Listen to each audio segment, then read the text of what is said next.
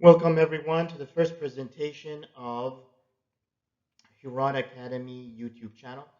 The purpose of this channel is to introduce the new important landmark papers and publications in the field of electrophysiology.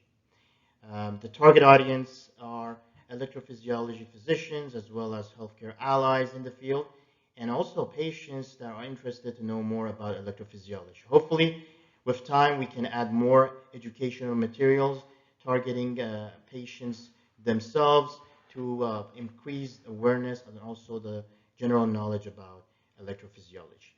Thank you very much. So first, we'll start with four major journals in the field of electrophysiology. We have a heart rhythm and the clinical JACC clinical EP, as well as circulation E&E, and also EP Europace that will be reviewed in this channel. And we try to talk about any papers that are important in different fields of electrophysiology. We'll start, of course, with the top papers, and then if there is a chance, we can, if there's a time, we will finish the rest. And the goal is to review each paper within 2-3 minutes, and then touch upon important concepts that was presented in the paper. All right, so let's start with the September 2021 issue of Heart Rhythm, and we start about the papers that related to atrial arrhythmia and atrial fibrillation, diagnosis and ablation. So there were 6 major papers in this issue of the Heart Rhythm. The first one was about recurrence of atrial fibrillation, and basically the data is coming from the Sarcoidosis sub-study, and they give us some information about what is early recurrence, what is late recurrence, that kind of stuff. And the second paper is about preprocedural pharmacological antiarrhythmic cardioversions, that matters for the outcome of pulmonary vein isolation patient with persistent AFib. And the third paper is to how we can improve Smartwatch algorithm to identify AFib better. The fourth paper is about difficult septal atrial tachycardia. How is the ablation outcome? What are the important things we can learn from these tachycardias? And then also the fifth one about P-wave signal average EKG, and is there anything important to learn in these analysis of the EKG in these patients?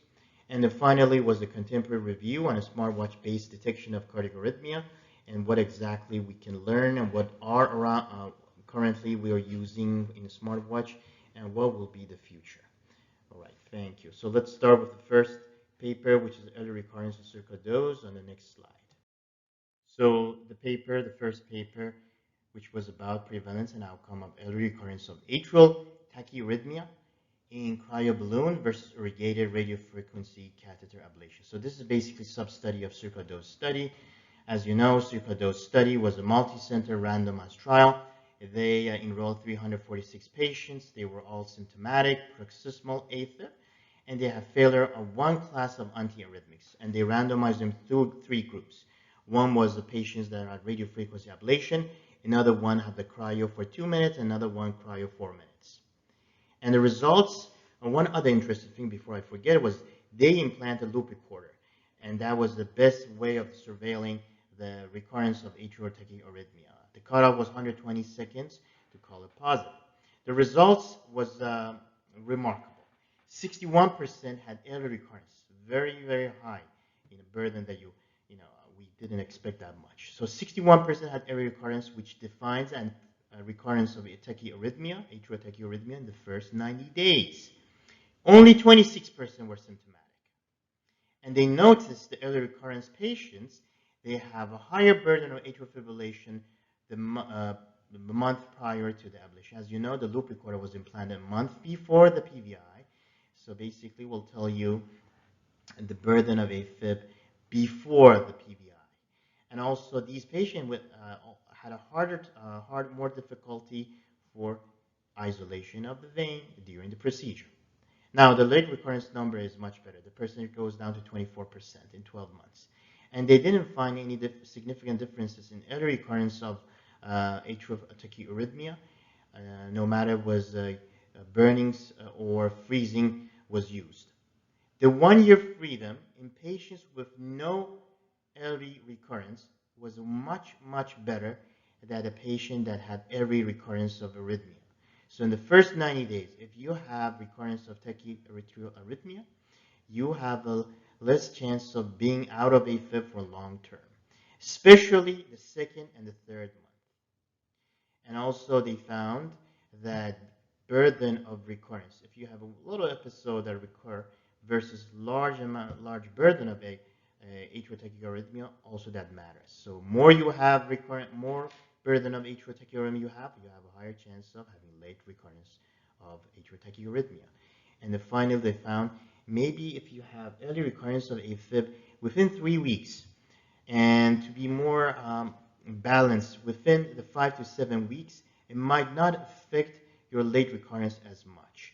So this is basically, this paper is helping us to redefine the blanking period, and I think it's time to come down from the 90 days, 3 months blanking period to less than maybe a 1 month to 2 months blanking period, because that's more predictive and meaningful for the outcome of ablations. Again, here you see the days from the index ablation. This is also look at the temporal frequency of early recurrence of atrial arrhythmia, and you see the late recurrence and no late recurrence and how they are correlated with how much you get, how much recurrence you have. All right.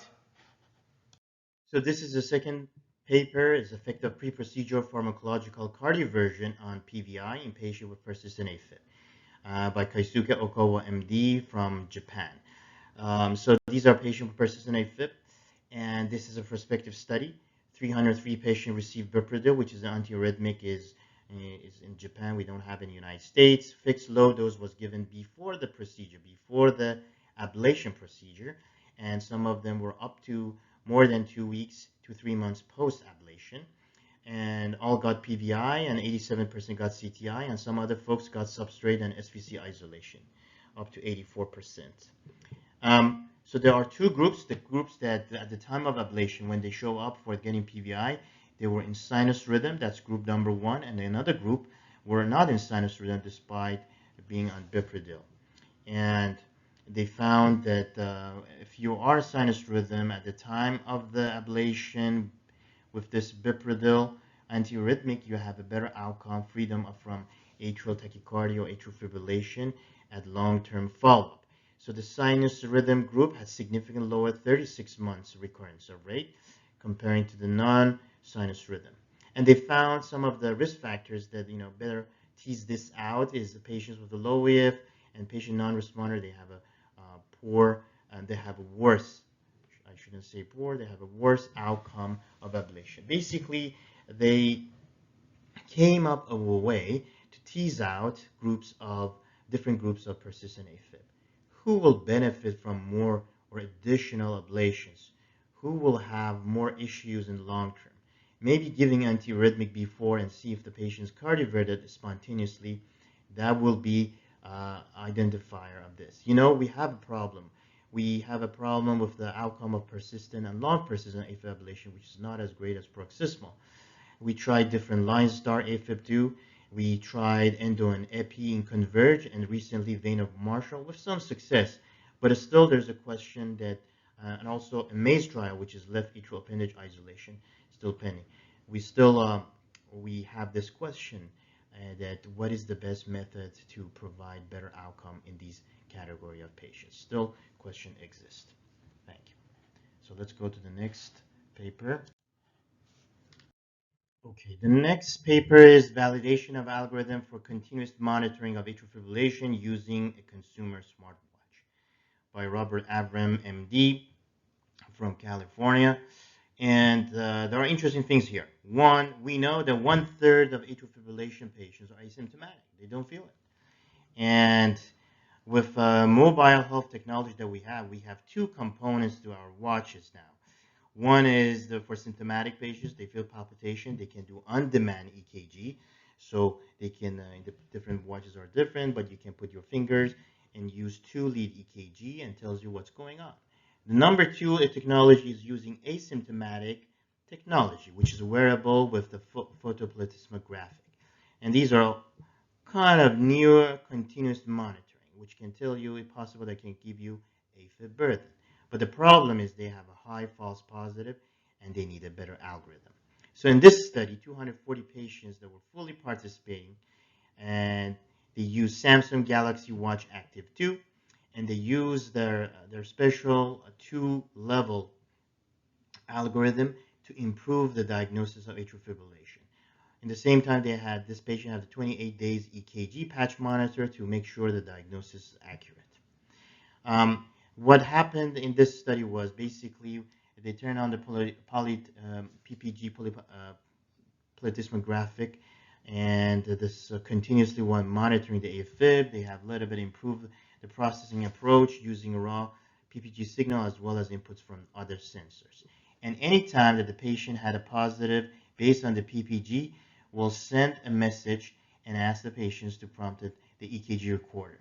And the EKG recording part will also send to the cardiologist to get a better sense of is this true or not. And based on that specific algorithm, they came up with a high sensitivity of almost 88% and a specificity of 97.4%. So basically, they diagnosed atrial fibrillation with much better accuracy using these two-step method. First with PPG, identify, send an alert, and then we prompted the EKG, and then also a cardiologist read it and then confirm it. All right. Now we get to the intraatrial septal tachycardia paper, which is following atrial fibrillation or cardiac surgery. What is the electrophysiological features and ablation outcome? Lohegarg, MD, from UPenn Group. Pasquale Santaneglia was the last author here. And then they talk about features of intraatrial septal atrial tachycardia post-ablation and cardiac surgery. And they found the prevalence is 9%, so they're not common. But they have interesting EKG patterns. The P waves are positive in inferior lead, so they have a positive inferior lead axis. And the V1 to V3 are also positive with the precordial transition. It's the same as like a CTI dependent in the precordium, that we see positive V1 and then we have precordial transition. This happens in 90% of the patients. Lead 1 and AVL can be isoelectric or negative, and basically they're not that helpful. The CS activation is also interesting. 76% have the proximal to distal activation, and the rest of them basically is simultaneously. And the voltage mapping also remarkable that 80% of them have this scar tissue on the both sides, and the rest have scar tissue on one side. So there's a significant scar tissue at the interatrial septum. Activation mapping favors more centrifugal kind of activation, and they identify the location with a very good entrainment. But now, this is the interesting point. Ablation is not easy, and sometimes you need to ablate from both sides, either sequential, unipolar, or bipolar, to have a better success and outcome. And most of the time, they target superior limbus versus the inferior limbus because there's a muscle fiber there, and maybe that's the reason the inferior axis P wave we see. So basically, the freedom from atrial tachycardia was 59% 15 months, so 40% recur. And it seems those patients that get a better ablation sequentially or bipolar are better than those people that had a single shot. Okay, thank you. Now we get to the P-wave signal average EKG paper. They used Framingham Heart Study, 4,307 participants in 2 generations. So you can see is it heritable or not. And basically, they look at the different indicators, the P-wave duration, the amplitude, all those kind of stuff. Also, they look at root, mean, square, voltage, in terminal 40 milliseconds, 30 milliseconds, 20 milliseconds, P-wave duration interval. As you see here, the P-wave duration is also analyzed. And they found P-wave duration is associated with height, weight, and also heart failure and atrial fibrillation. So if you have a longer P-wave duration, you have a high chance of getting atrial fibrillation. They are associated. They found moderate heritability for P-wave signal average EKG.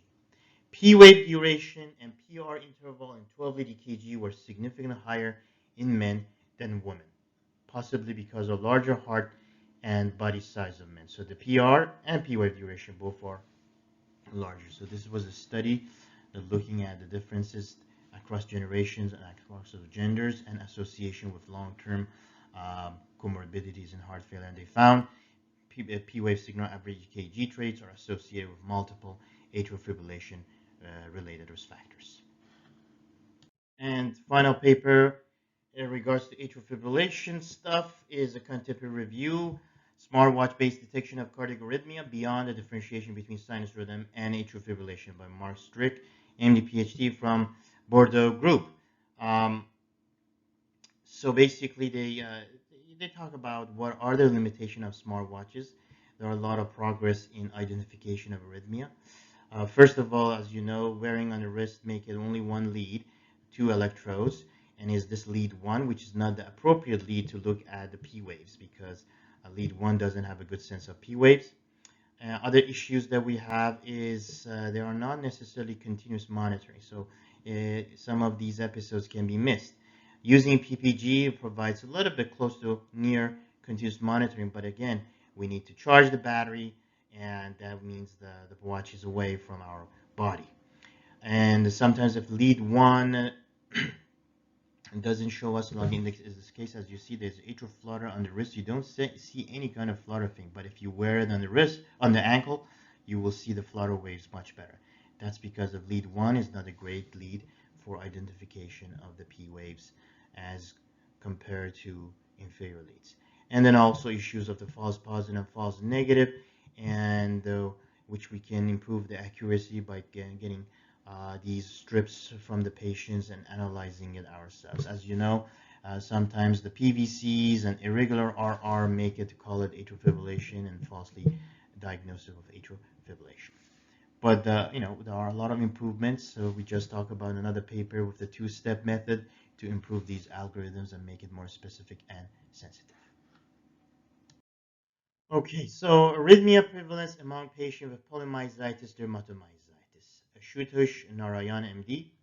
So they look at national inpatient sample data. Large number of patients, 32,000 patients, almost 32,000 were diagnosed with polymyositis, dermatomyositis, and they look at how many of them had SVTs, atrial flutter, atrial fibrillation. One interesting thing they found is younger population, younger than age of 70, there is a higher chance of SVT in the patients that had diagnosed with PD versus those that not. But when they get to the age of 70, they are as equal. There's no significant difference in incidence of or prevalence of these arrhythmia and having or not having polymyositis. What was also interesting was they did not found any increased risk of cardiac arrest or ventricular fibrillation or flutter in cohort of the patient with polymyositis or dermatomyositis.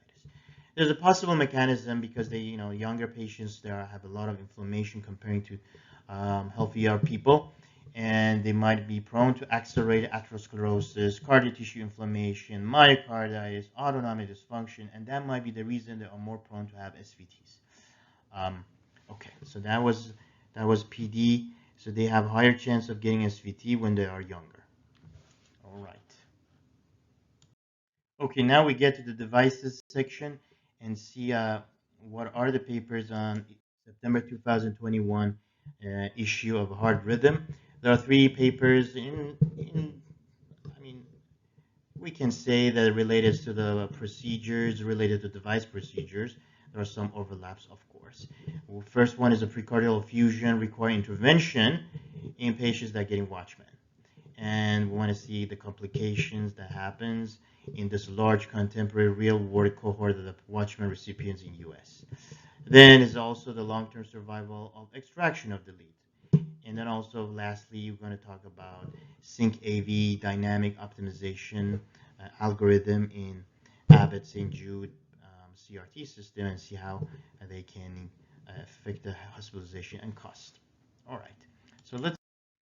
Okay, as you guys know, Watchman was actually went through a lot of trials before to be approved by FDA, protect AFibs, and show the Watchman is non-inferior to Coumadin.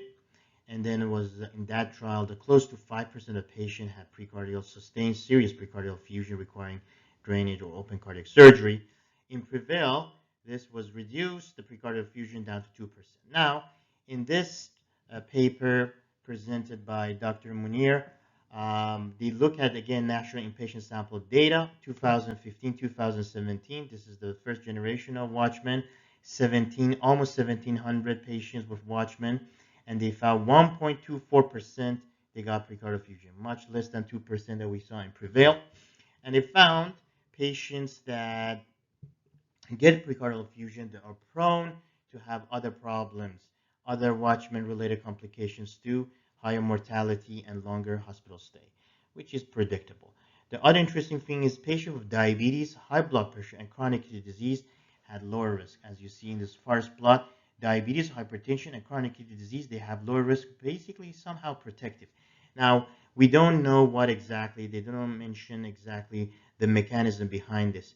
Also, we don't know what was the deal with the surgery of the cardiac surgery, valve surgery, stuff like that. It is possible that this category of patients are more prone for coronary artery disease, like getting bypass surgery, which can be protective from precardial effusion.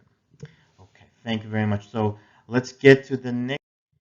Now we get to this creative concept paper about strategies to balance stroke and bleeding risk in patients with AFib and cancer. So this is one of the very difficult patients that we get by Shiva Bhaga, MD. And so they propose this kind of algorithm, this kind of chart.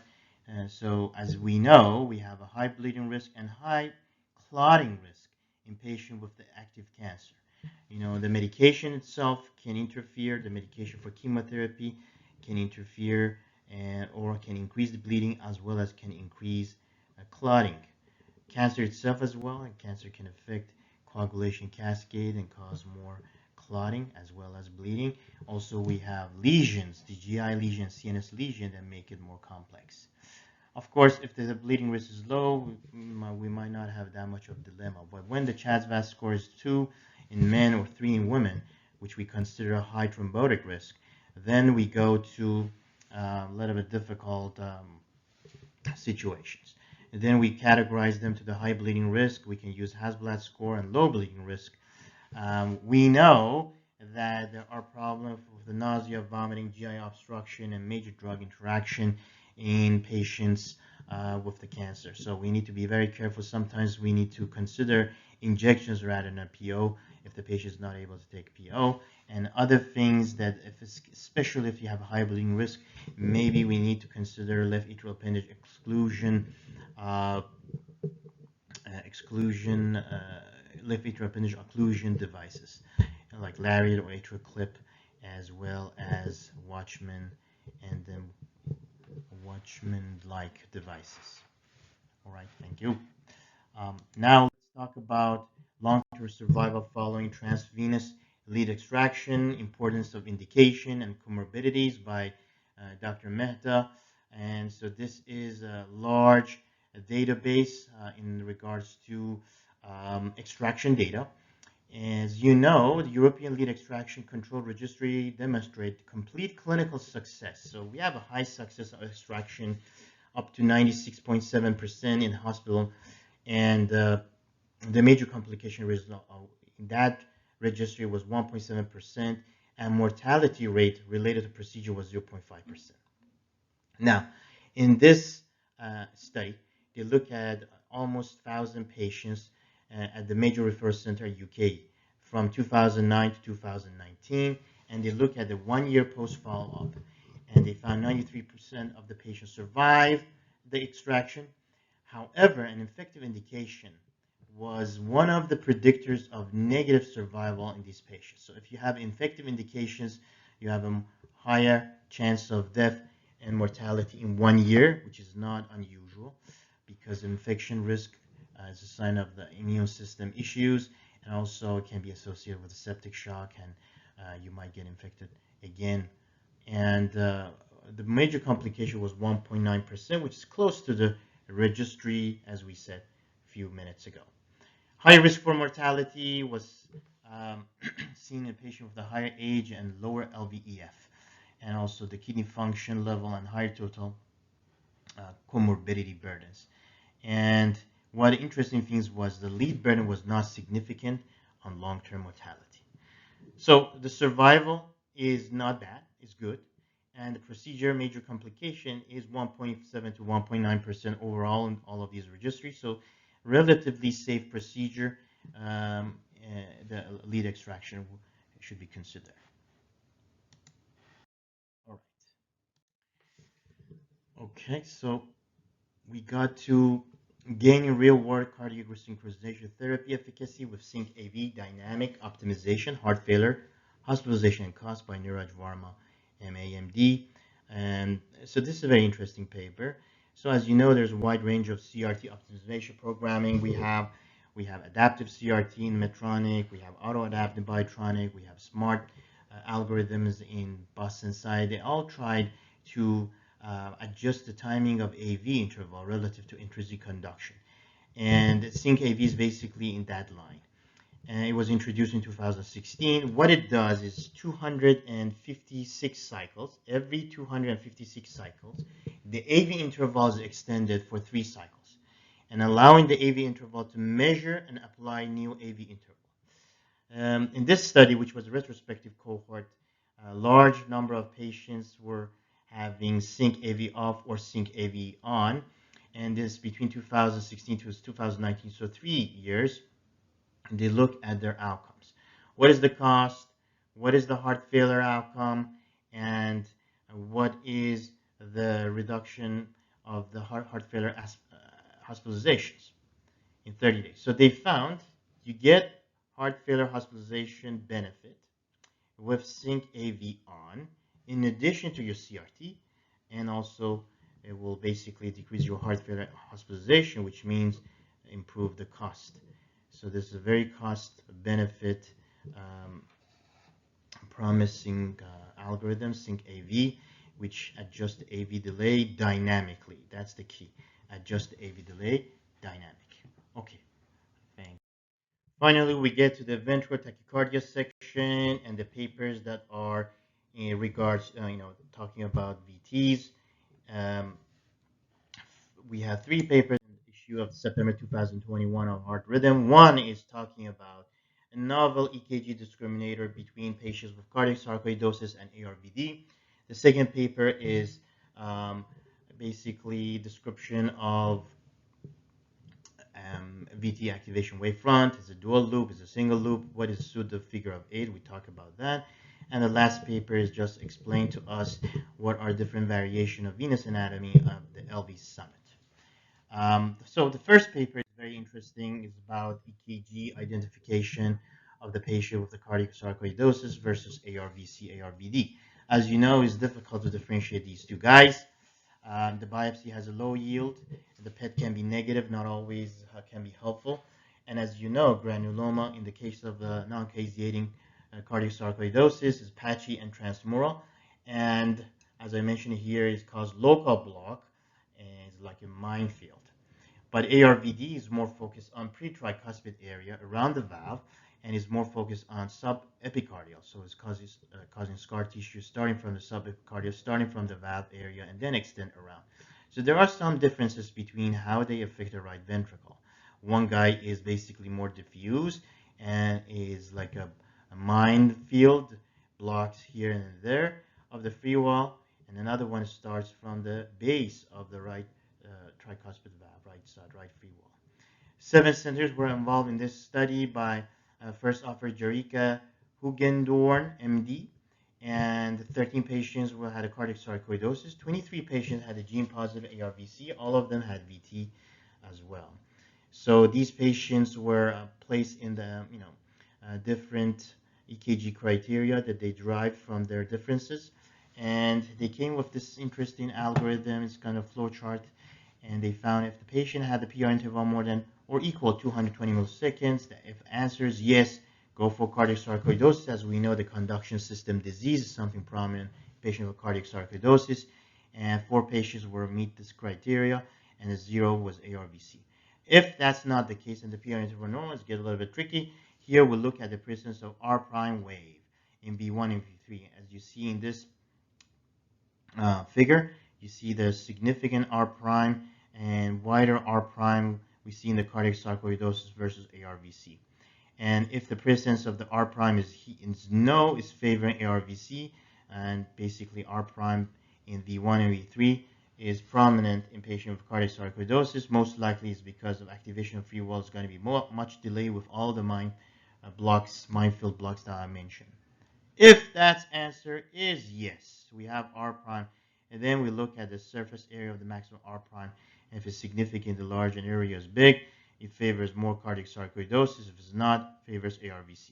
Here we see that there are some overlap between cardiosarcoidosis and ARVC on the last step of the algorithm.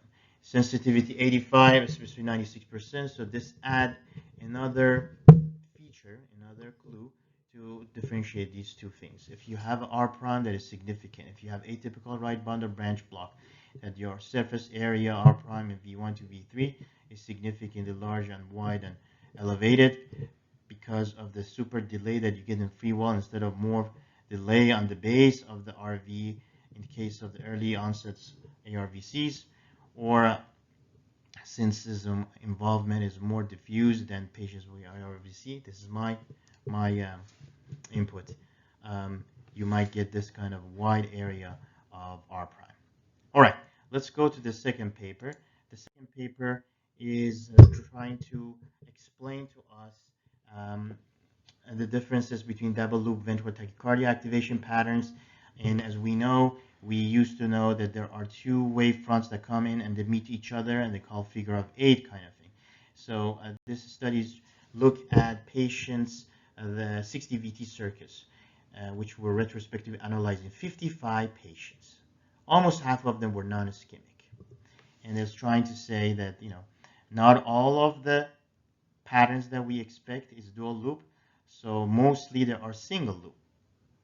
So 40 circuit had an FA pattern. So let's go back one more time.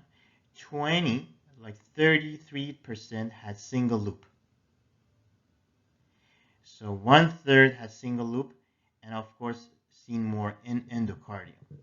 Now, out of the 60 circuits, we go down to 40 circuits that had more than one loop. They have like figure of 8 pattern. Among these 40 circuits, 20 were studied with entrainment. So half of them were studied with entrainment. And half of that 20 patients, like 50%, had a passive loop or pseudo figure of 8, which means that the other one that coming in was not significant, and it was basically the single loop with the false second loop. So it was pseudo figure of 8. And the shorter one was the active one, and if you ablate close to or at the one that was shorter in the active loop, you will terminate the tachycardia, terminate the ventral tachycardia. So basically it's trying to tell us that not all of these are figure of 8 real or true figure of 8. Some of them are pseudo, which means one arm is a true one, another one is basically passive activation, is not active activation. Finally, we get to the paper that talks about LV summit venous anatomy. And to talk about, as you know, there was another paper about therapeutic implication of ethanol infusion and how we can ablate PVCs and VTs using this method. And now they're talking about different distributions and variations of LV summit veins. As we know, LV summit is the most septal superior aspect of LV outflow. The boundaries of left main, LAD, and great cardiac vein. There is a difficulty to ablate the PVCs and VTs coming from this area. They're very close to left main. So that's the reason we come with the innovative ways to get rid of the arrhythmia focus. Also, there's intramural branches that help us to get to the septal focus. That is basically the major topic of this paper. They look at an angiographic anatomy of the LV summit veins in 53 patients, 47 for PVC and 6 for VT. And they found different types of branches.